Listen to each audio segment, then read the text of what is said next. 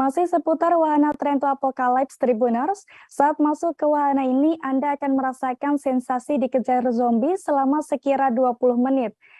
Setelah mengetahui kehebohan hingga harga tiket masuk wahana ini, kami akan memberikan tips untuk Anda sebelum mencoba wahana Train to Apocalypse.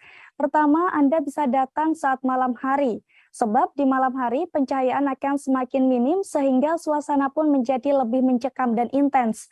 Suasana malam hari juga dianggap lebih menegangkan, terlebih lampu bisa mati secara tiba-tiba, Tribuners.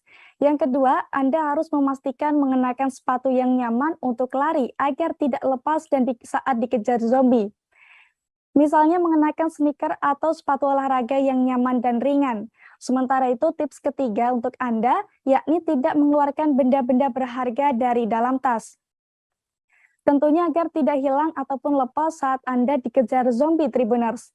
Tips selanjutnya, usahakan untuk tetap tenang dan tidak panik berlebihan.